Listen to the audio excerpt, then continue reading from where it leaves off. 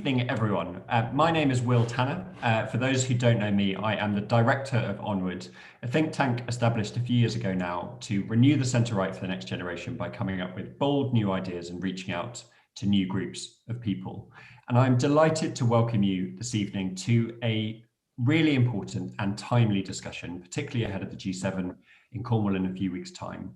We will be discussing whether, and if so how, the West should come together to create an alternative to China's Belt and Road Initiative. The BRI was described by Xi Jinping as the project of the century, a sprawling initiative that since 2013 has spent hundreds of billions of dollars financing infrastructure, boosting trade, and bluntly accumulating soft power across the developing world, winning endorsement from over 150 countries. In the words of the Financial Times, it is the chief method by which China has stolen a march on the West at a time when many Western nations have been facing inward rather than outward. But that is to some degree changing. We know that the Prime Minister has set out his stall for what he calls global Britain, and Joe Biden, the new US President, has spoken about the possibility of the West coming together to work on an alternative to the BRI. Putting aside geopolitical and indeed foreign policy concerns, this could be vital for things like the net zero transition in developing countries. It could also support investment in surveillance-free digital technologies too, and a whole other set of issues besides. But we also know that obstacles remain: political, economic, diplomatic. And it's not exactly clear yet what a Western BRI would do, how it would be formed, and where the clear opportunity for the UK, the US, and the wider West may be. So that's what we're here to discuss this evening.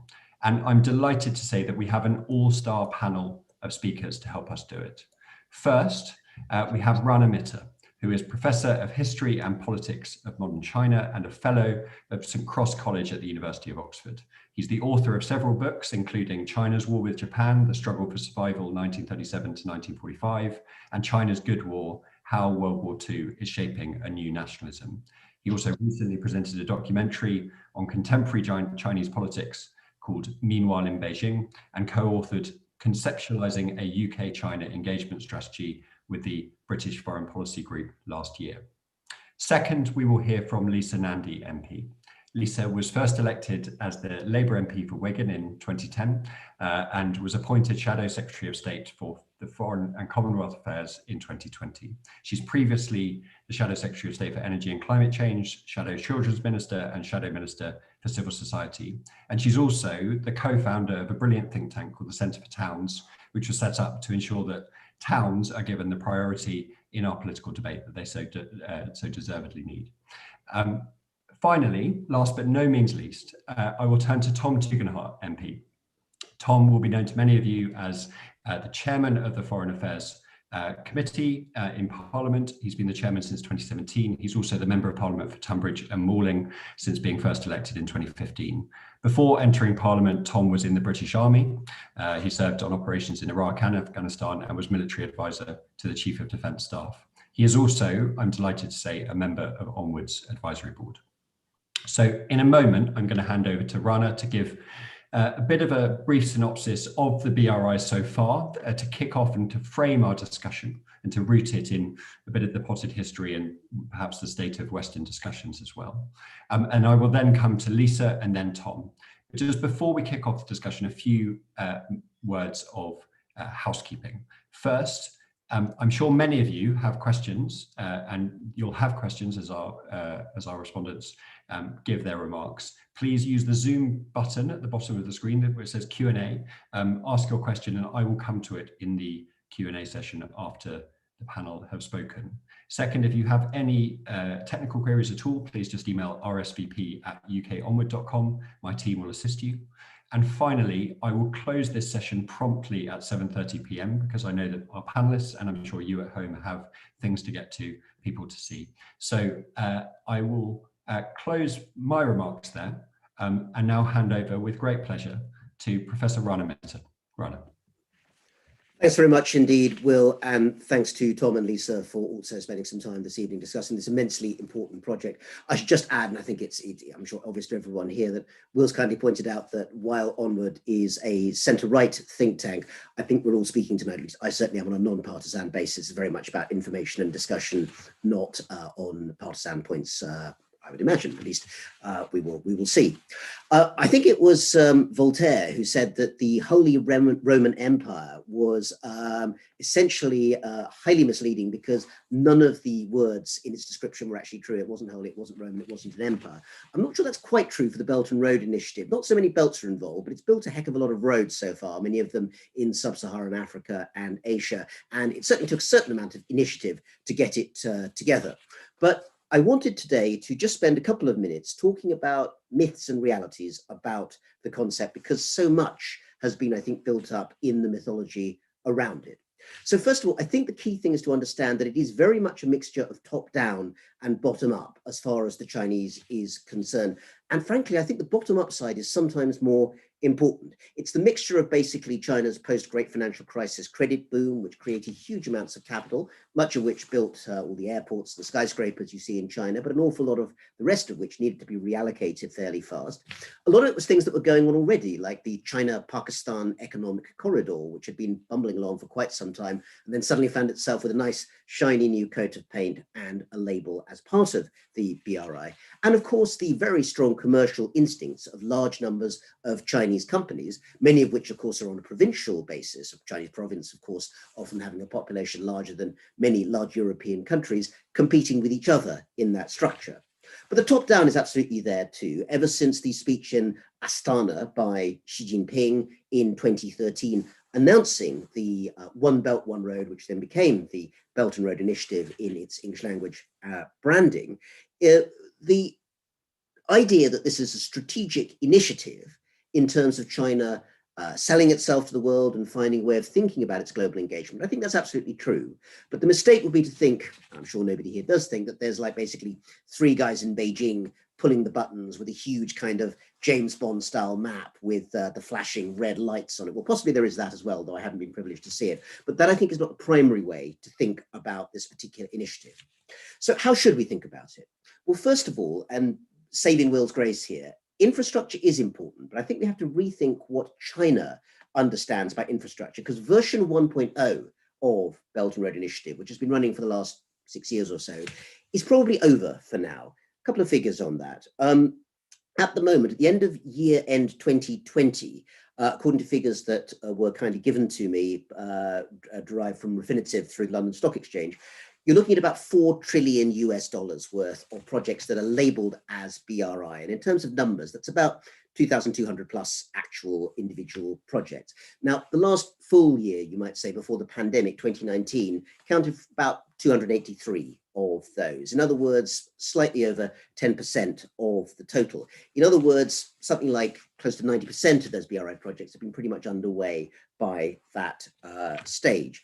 And about a third of the money has actually been provided. So bearing in mind, $4 trillion is what it would cost, or what it would make if all of the checks were paid, if all of the cash comes into the bank. That hasn't actually happened yet. So bank loans from China, and bear in mind that when we talk about this, direct grants are actually a very small part of the Belt and Road Initiative, just as direct overseas aid from the UK is a relatively small part of the way in which Britain invests in the world.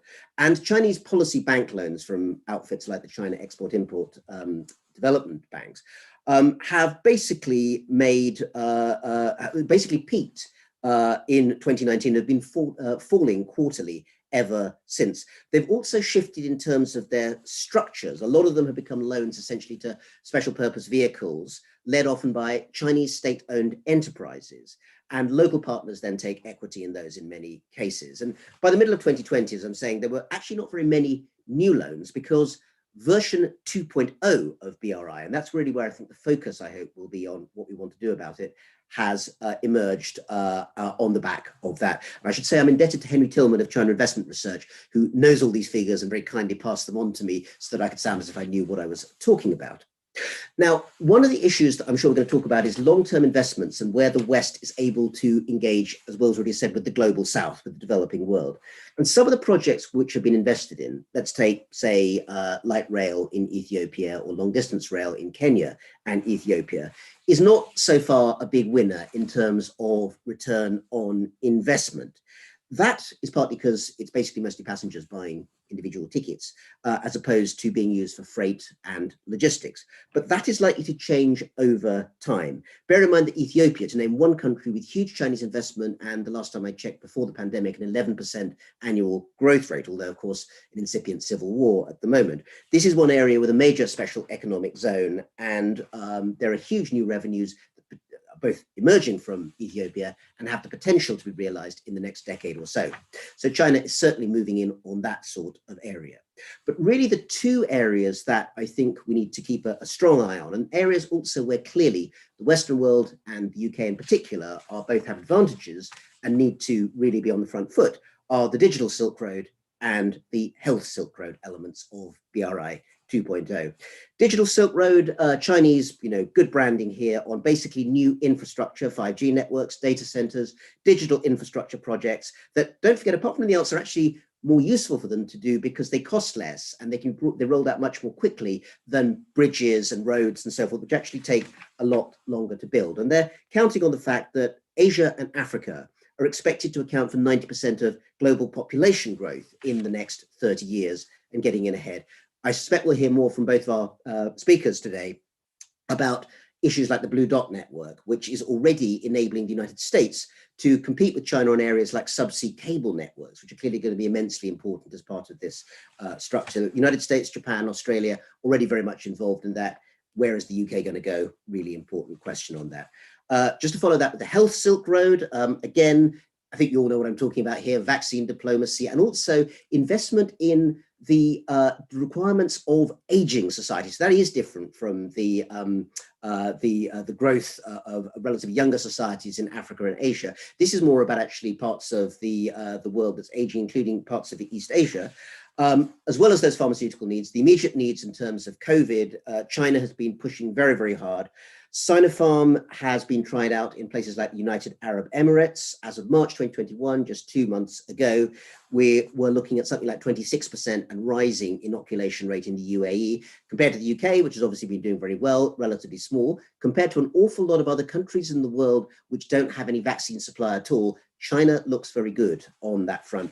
And yes, Chinese vaccines are not yet as effective, as far as we know, as Pfizer, Moderna, AstraZeneca, Oxford, but I wouldn't bet against that improving rapidly in the next year to 2 years. China set up at least 18 production lines that we know about, making over 2 billion doses of vaccine just within the quarter we've just been through, Q1 2021. It's so far exporting jabs to over 50 countries. I'm sure that's going to go up.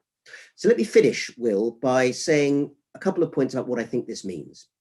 The first one is about narrative, and someone obviously who's a China watcher, I'm amused but also slightly appalled by the fact that 6 years ago people were discussing, was Belt and Road Initiative, or One Belt One Road as it was known then, was it the new Marshall Plan or not? That was the debate that was going on both in China and the West. Spoiler, it's not, but that's another discussion. Now, Onward, this thrusting think tank is having a question about, should the West be looking to, I know you didn't quite say, but follow, imitate, compete with the Belt and Road Initiative. In other words, China is winning this narrative battle at the moment, assuming that it is a battle and not just a competition. In other words, I think just as China was not, looking to take the Marshall Plan or whatever and make it its own, in the same way, look at the Belt and Road Initiative, admire what there is to admire about it, because there is plenty, put forward complaints and arguments about what it's doing wrong, which also is many things, as the Chinese themselves would say, but don't just reinvent it from our point of view. Rethink what it's trying to do. BRI is trying to influence and change and provide incentives for other societies to take it. So the UK, and these are my final thoughts, so I'll hand over to those who know, I think should not actually be looking to try and build better bridges and roads, partly because that's not where our expertise lies. We should be focusing on public health. We should be focusing on anti-corruption. We should be looking at where there is a conscious comparative advantage that we have in terms of areas of expertise. Remember, before it was one of the recent government decisions that the Chinese found oddest was the folding of DFID into FCO, because DFID was one of the single, if not the single most respected government institution in China on the British side. And they don't know that much about that many British institutions, but they knew all about DFID. Think about the effect of ODA cuts. I'm not going to debate the politics of it here, but nonetheless, they're real and they've been noticed. Think about the UK's knowledge base and education. We've got a Turing scheme that's been rolled out at the moment. It's very, very kind of patchy at the moment. Is that where greater technical development and the use of the UK as a global tech hub for learning is going to come from? If not, where else is that going to be? Think about where the shift support in local communities in the global south, including, of course, women who are highly empowered as economic actors in many of those societies. China is not good at that. The UK, at its best, is. Take advantage of that. China should learn from us and be doing more on that, and perhaps they will. That will be a very good competition to have. But right now there is advantage there. We have it.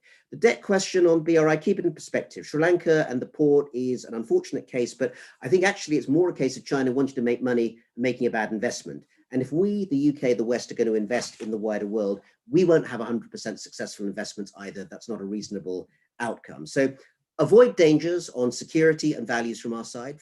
Fantastically important that the UK must remain a liberal actor in the world, but understand also other people's priorities. If it's Argentina is going bust, it may matter less to elites in Buenos Aires that even if Chinese 5G is sending all their data back to Shanghai overnight, if it works and it's keeping their telecoms going, they're going to take it unless there's an alternative.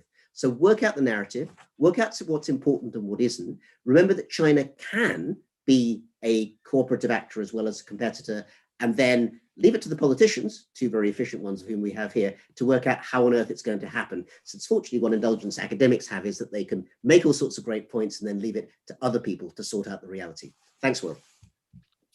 Rana, thank you so much. That was a brilliant way to kick off the discussion and has posed lots of questions for our two speakers. So I am not going to try and pose any of those questions to our first speaker, Lisa Nandy. I will let her answer on her own terms. But Lisa, over to you. Thanks very much, Will, and I have to thank Rana for that as well, because I think that may be the first time in our personal and professional lives that either me or Tom has been described as efficient. So thank you very much for the accolade. So where do I start? Okay, well, you know, China has for decades employed market distorting trade practices that have had appalling consequences for people in this country and across the world, like overproduction and dumping, and we've seen that ripple across the United Kingdom. But the tool that Xi has employed, the Belt and Road Initiative, I think is of a very different order.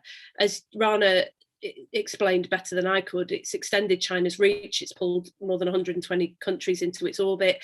And if you want to understand the consequences of that, you only have to look at the recent statement that the United Kingdom tried to coordinate around Xinjiang, condemning what is happening in Xinjiang, which was far eclipsed by the statement that China was able to coordinate with other countries, including Muslim majority countries, that essentially airbrushed all of the concerns about human rights abuses and what we believe constitutes genocide in that region.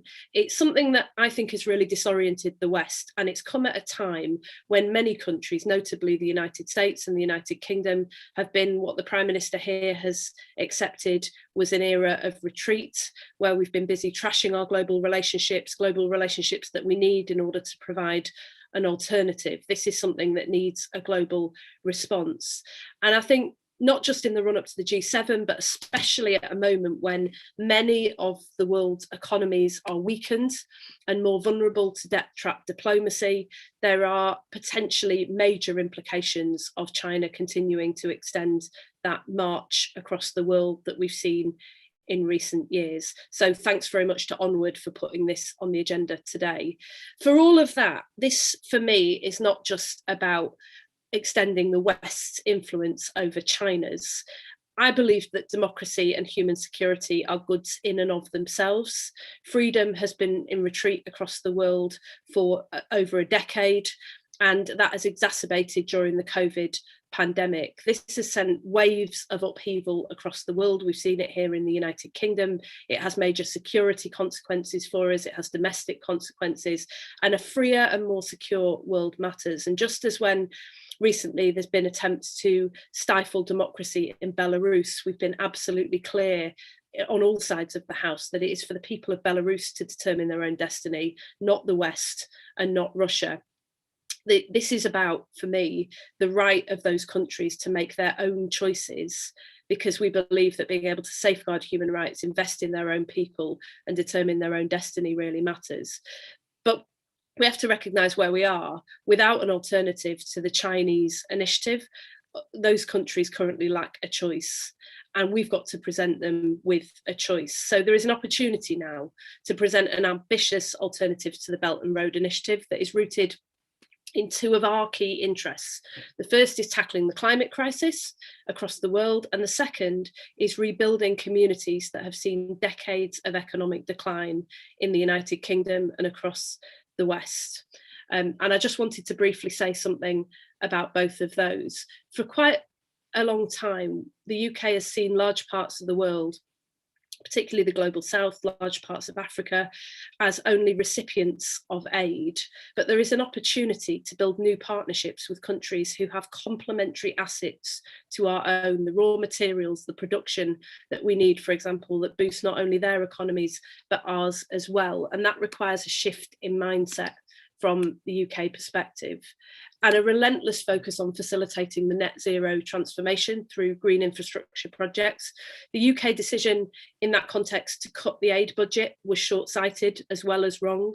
But with the creation of FCDO, which we in the Labour Party very much opposed because of the cost of that expertise in aid and development, there is an opportunity to be far more strategic. That was the rationale that the Foreign Secretary gave for rolling together foreign policy priorities and development. And I believe we must hold the government to that promise to be far more strategic about the UK's interests and the world interest when it comes to aid spending. But this isn't just about aid. If we're going to match the scale and ambition of the Belt and Road project, then it requires that we provide competitive and cheaper financing. And ultimately, this will take large resources to be effective, which is why it demands a global response. Loans, for example, might need to be concessional to offer longer term loans at rates that avoid the debt traps inherent in the Belt and Road Initiative.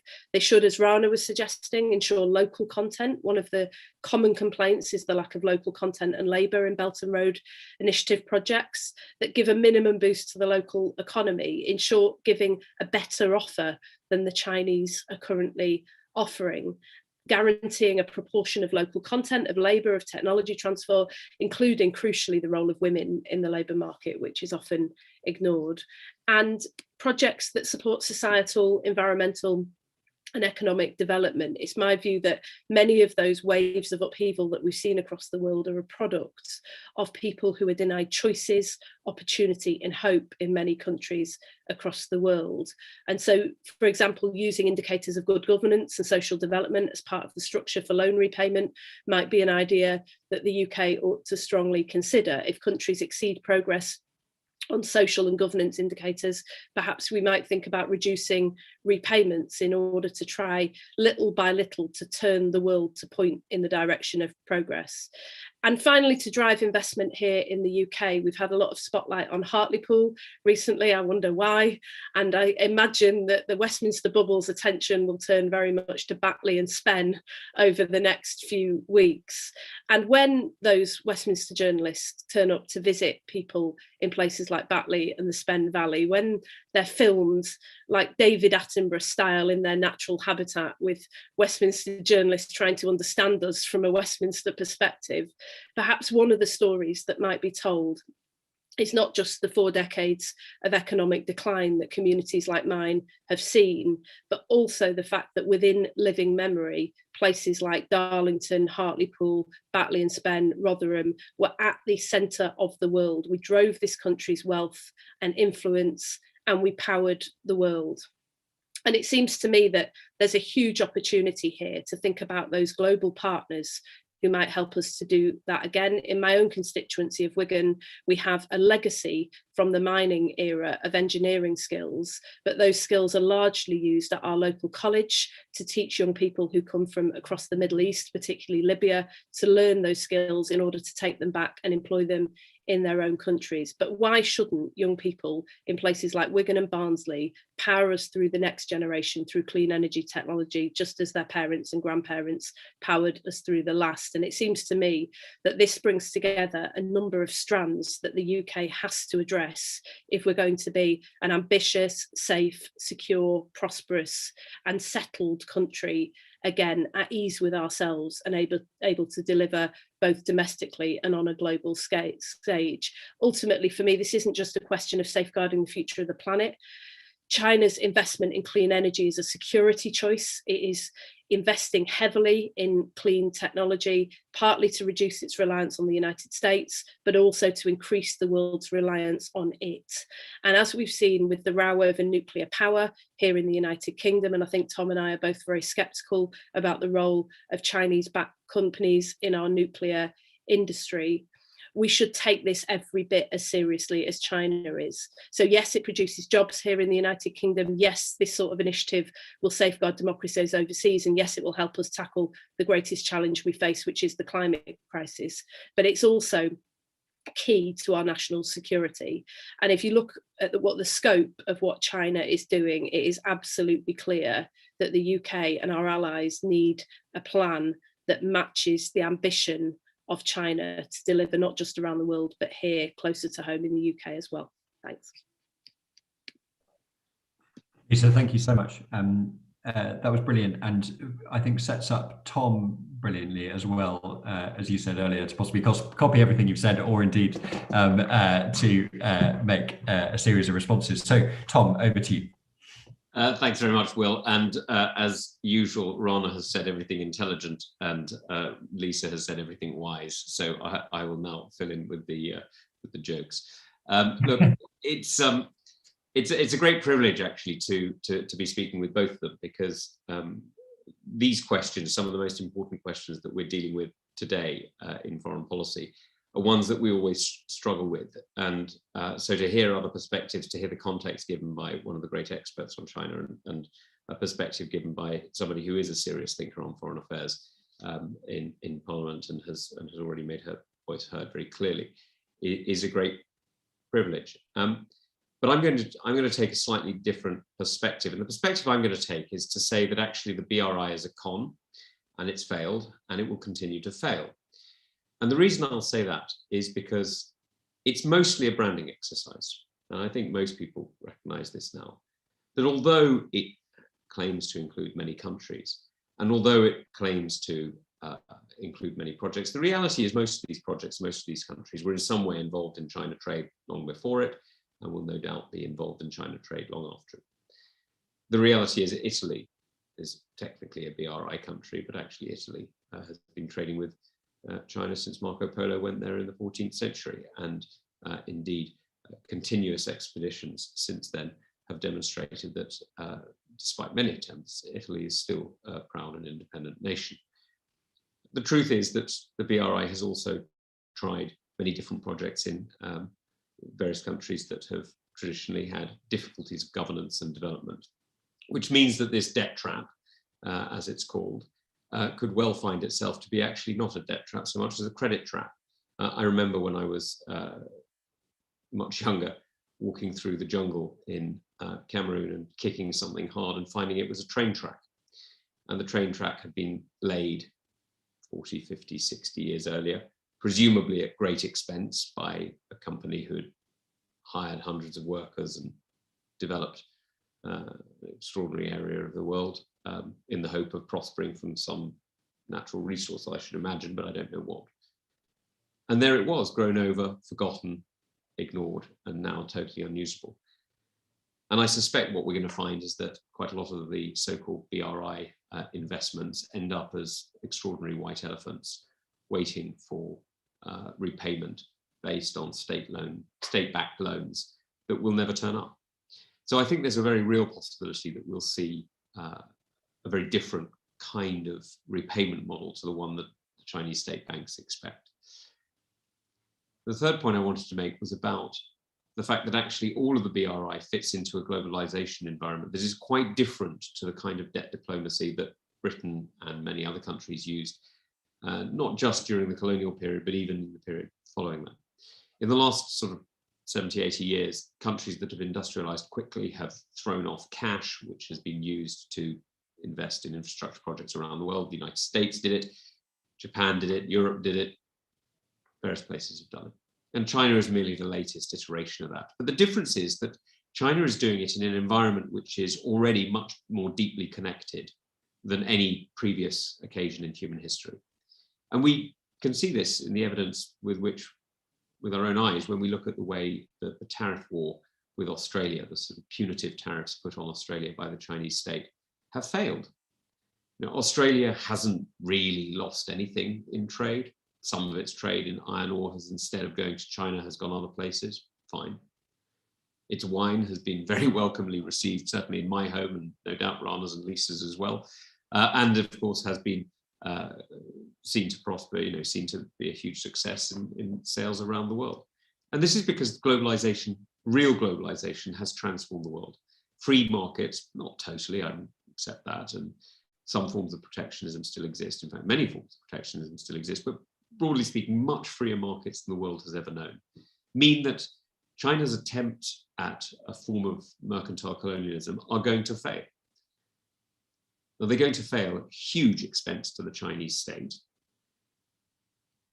And that in itself is a huge problem for us. So when I think we look for the alternative to the BRI, I think what we need to be looking at is not just an alternative investment vehicle into places in Central Africa, for example, or Southeast Asia. We need to be looking at a structure of globalization, of economic enablement, that doesn't only sustain those countries that have become dependent on Chinese debt, but actually looks at sustaining the Chinese economy itself. Because what the Communist Party is now doing is really dangerous. They have reverted to a form of ideology that we last saw experimented with in the 1960s and 70s, closing out the globalization that was, to a greater or lesser extent, introduced by various premiers since Deng Xiaoping. And so what we're seeing is, I think we're seeing a much more dangerous China, not deliberately, but accidentally. They're injecting much greater risk into their own state, much greater potential failure into their own people. And so actually our investment model needs to look at supporting those economies that China needs to keep itself stable, and making sure that should we ever need to, we can invest in China itself. Tom, thank you very much. So three brilliant interventions there, and actually all very different interventions covering a huge amount of ground and posing a number of different questions. I want to, just before I come to the Q&A, just abusing the position of the chair, I want to start by asking a kind of a question which has been bugging me preparing for this event and thinking about the different questions with the BRI. And it comes back to your point, Tom, about whether or not the BRI is a con and whether or not lots of these projects are white elephants or not. And the question I have is, does it matter? Because the BRI as an influence building project, irrespective of whether or not those projects are financially sustainable or not, irrespective of whether or not those countries are likely to or have fallen into debt traps or not, clearly is having some real world impact in the way in which geopolitical diplomacy takes place in a variety of parts of the world, as Lisa set out. And so my first question is, does it matter, or is this is the kind of reality of the BRI just that it's having a kind of a material effect in world relations? And then a second question just related to that is, if it does matter, actually, what is the capability of the West to imitate or replicate or build an alternative to the BRI, given the fact that we have just spent extraordinary amounts of money in our own backyard and on our own populations, and most Western observers are worrying about inflation and fiscal retrenchment rather than kind of expansion, especially into other parts of the country. So that's a kind of two-part question that I might just pose to each of you before we open up to the Q&A. So Tom, you've taken off mic, so why don't you come back first? Yep. Okay. Well, look, it needn't have mattered, but it does now. So you're right, the branding would have been good enough on its own. The fact that it didn't actually deliver anything would have still had a political effect. But the problem is you can't do the BRI with wolf warrior diplomacy. And the combination of the two means that actually, yes, it does matter, but it's just smoke and mirrors, because you cannot build up goodwill and the perception of, if you like, soft alliances, financial alliances, at the same time as you're going out and abusing people. And so I think it didn't matter, but it does now. And on the question of response, look, I do think that we are responding. Now, I don't think we're responding enough, but free markets respond by looking for markets and for investment opportunities. Now, I've already been, as a slightly separate question, but I think it's worth making because there is a connection. You know, if you look at the resource investment in Africa, there's enormous amounts of investment from, you know, the Niger Delta all the way through to the copper mines of Lusaka. I mean, there's enormous amounts of investment throughout Africa. But if you look at investment in African people, it's tiny, absolutely tiny.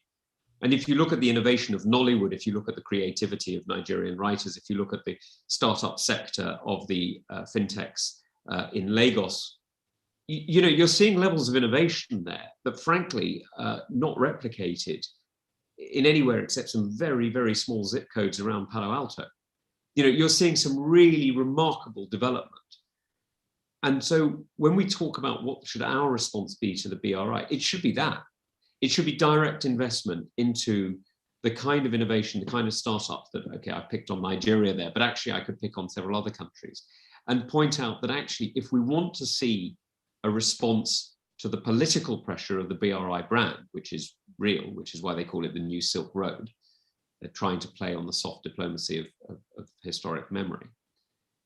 If we want to actually respond to that, we do it by making sure that we have partners and capitalists around the world. And the way we do that is the same as we do it in the UK. Invest, invest, invest. Tom, thank you very much. Lisa or Rana, would you like to come back on that question before I open up to other questions? Lisa first and then Rana, if that's okay. Okay, sorry, I think we're both pointing at each other. I think it does matter, but I think Tom makes a really important point. So I think it matters beyond what is happening in many developing countries, although that matters too.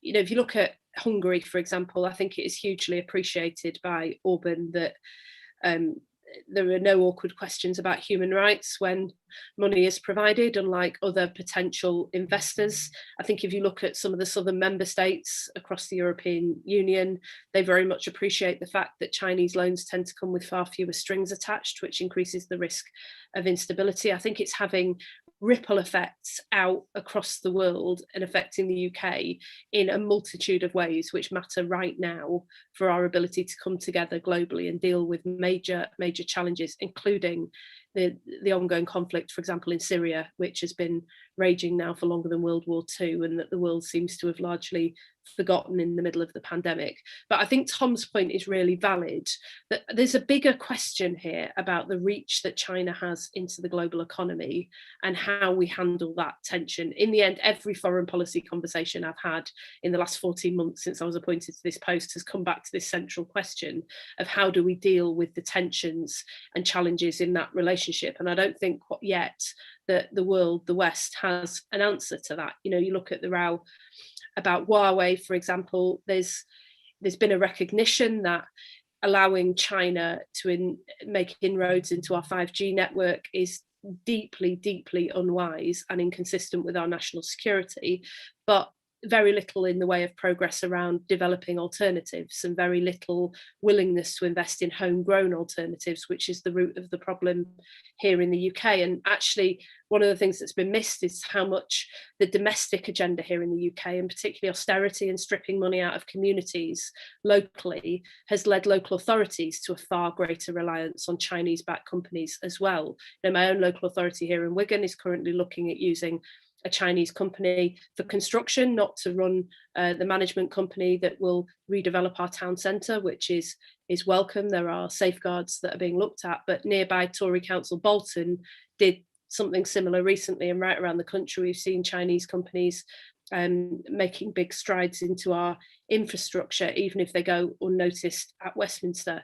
We've been talking to partners over in Australia, our sister party, and also members of the Australian government. I know Tom and his select committee have looked at this very closely as well, because I think they're very much at the sharp end of this, but they also they predate us in terms of seeing the impact that can have, and how you have to shore up and safeguard your own economy. And I think that will become far more relevant over the next few years. We may not see the level of economic fallout that was perhaps predicted at the height of the pandemic, but there are consequences, and there will be very many British companies that will be vulnerable to takeover, with all of the national security implications and the democratic implications that implies as well.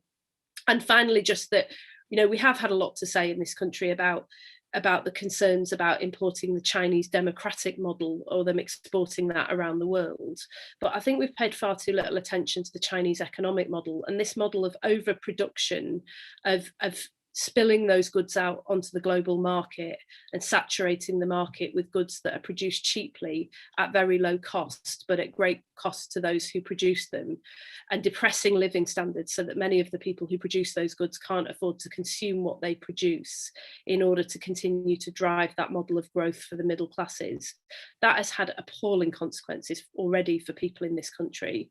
I think we've paid far too little attention to the impact on the factory worker in Stockton from that Chinese economic model, and perhaps been distracted by the democratic consequences, when actually the economic consequences are already here to see. So I suppose in a nutshell, Will, it matters, but it matters as part of a much, much bigger conversation that we haven't yet found the answers to. Thank you, Rana. Very quick follow-up on that. Again, my general starting point on UK foreign affairs is to listen to what both Tom and Lisa have to say about anything, and then assume that is right. And I think in this case, that's almost certainly the case. But I'd just like to pick up on one particular issue, which is the way, I quite see where Tom is coming from in terms of saying, look, at heart, the BRI, should we think of it as a con? The reason that I'd caution against doing that is not because of the justice or injustice of the assessment. There'll be people here who will take different views on that.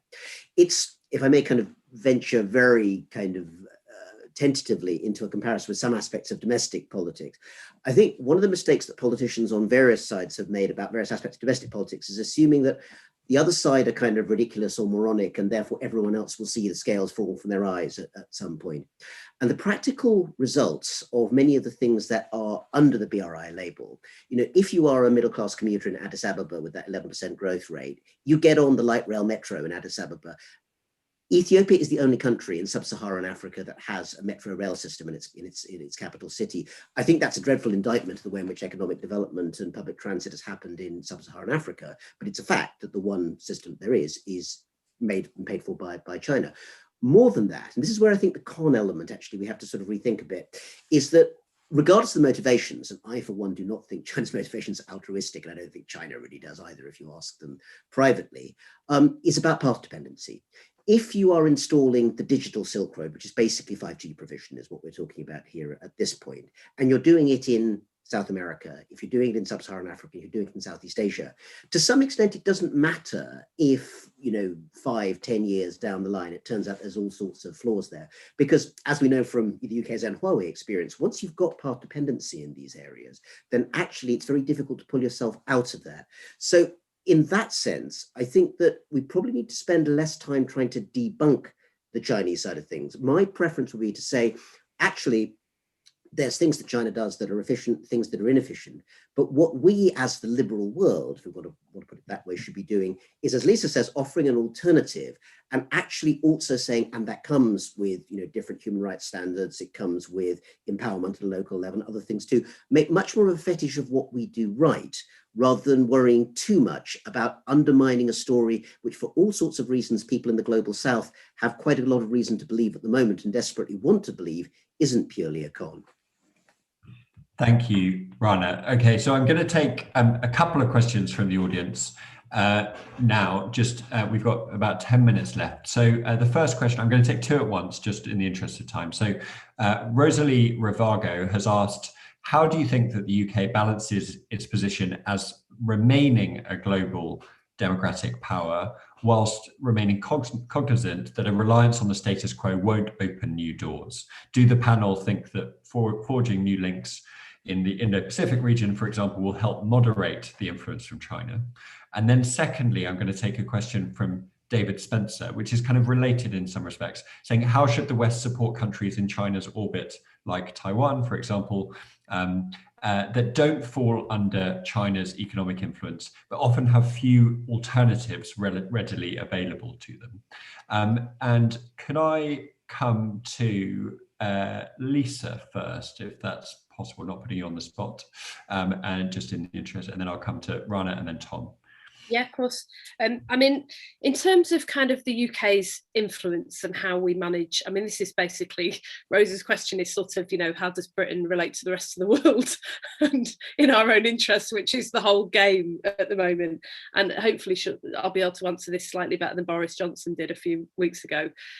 But from my point of view, the Indo-Pacific tilt, nobody is arguing that relations with countries in the Indo-Pacific region don't matter. They absolutely undeniably do matter. And in fact, during the Labour leadership contest, which feels a very long time, thankfully, ago now, one of the things that I argued was, when was the last time you heard a major politician making a speech about our relationship with Japan, for example? On trade, there are enormous opportunities to rethink not just the countries that we strike trade deals with, but how we do that, so that we don't just have these bilateral clunky deals, but we have deals that are based on the reality of the economy that we have, the service economy, that are capable of encompassing several countries at once. And we need to think very differently about that. It's in our interests and it's an intrinsic part of Britain's future. But the tilt to the Indo-Pacific in the Global Britain strategy that was published recently felt to me less of a tilt and more of a lurch, for lack of an anchor at home. And the truth is that geography matters. Our relationships with our friends and allies across Europe, including closest to home, Ireland, will continue to matter. We're watching what is unfolding in Northern Ireland with absolute horror. It has major implications for people in the United Kingdom, in Northern Ireland, but across the United Kingdom as well. And those relationships have to be repaired. And if you consider when, some of the greatest threats that we face, we've got a challenge in how we deal with the rise of China, the human rights abuses in China, the increasingly assertive and outrageous behaviour in Hong Kong. But we also face a major challenge in our own backyard from Russia.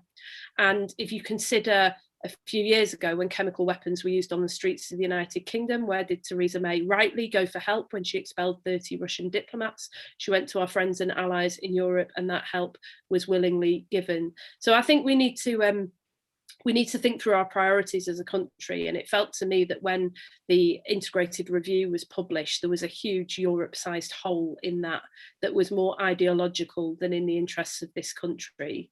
So yes, of course, we ought to be thinking about how we extend our reach and influence around the world, but we ought to be thinking about how we do that in partnership with countries like the United States, which is now back on the scene.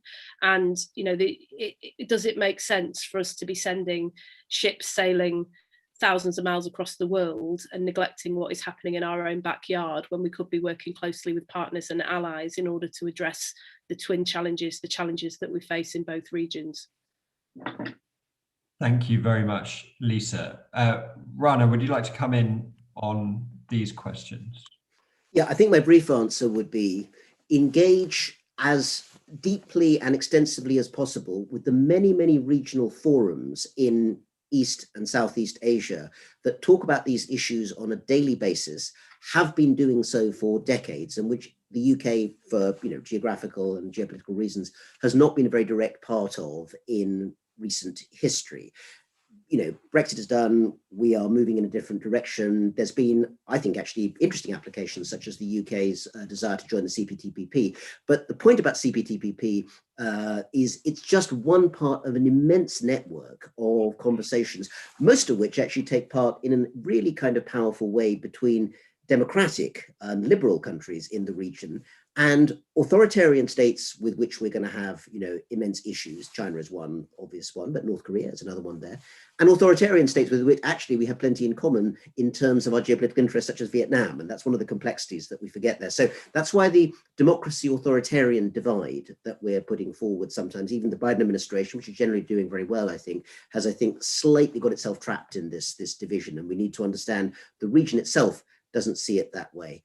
The final thing I'd say is that the one thing that all of the actors in that region, democratic, authoritarian, somewhere in between, realize is that engaging intelligently and flexibly with China is a central part of that particular mission. That doesn't mean you give up your own values. South Korea is a proud democracy. Even in Taiwan, if you talk to people in Taiwan, and I do quite often, they're much less worried about what's going on at the moment than many people from outside, because they know the difficulties that China would have in actually acting on many of its kind of throat-clearing rumbles that you hear at the moment. But understanding how the region works, coming in humbly and getting deeply engaged, that's, I think, where this conversation has to start, and I hope it does. Rana, thank you very much. Tom. I'll be very brief. Look, I don't have very much to add, except that I thought Rana's point about path dependency is absolutely right, and was exactly why we need to be looking at setting global standards, why the Huawei decision was wrong, why I rebelled on it, and why actually we now need to be investing in setting standards in things like cryptocurrencies and developing new forms of regulation for a new global economic infrastructure. So I think that's where we need to be going. Look, is it just about ASEAN and CPTPP? No, but they are a very important place to start, or at least to continue. And partnering with fellow democracies, whether they're Japan or Germany or Canada or France, we should be doing all of them. And that does mean, I'm afraid, a much greater investment in foreign affairs than we've seen. And I hope very much that that's something that will change. Tom, thank you very much. I'm going to, just in the interest of time and protecting our speakers' diaries, I'm going to finish the session there. I did promise to finish at 7:30 or there or thereabouts. But thank you all for such a fascinating and thought-provoking discussion. It's not often that Onward ventures into the kind of foreign policy, geopolitical space. We have Tom Tugendhat to sponsor us as we do. But I have genuinely learnt a lot, been fascinated by all of your remarks and really struck by actually the complexity of all of your remarks. This was not a one-sided or kind of replicative conversation at all. Like you all made very different points, but all of which actually I think complemented one another and did set out, I think, a very clear ambition and desire for the UK to be playing a more assertive and more structured role in the developing world, and to do that in conjunction with global partners. That doesn't necessarily mean replicating everything that BRA does, but it does mean being more ambitious in our attempts to support developing democracies and indeed perhaps non-democratic states in their development of new infrastructure, particularly perhaps around some of that digital and health infrastructure that Rana talked about so eloquently at the beginning.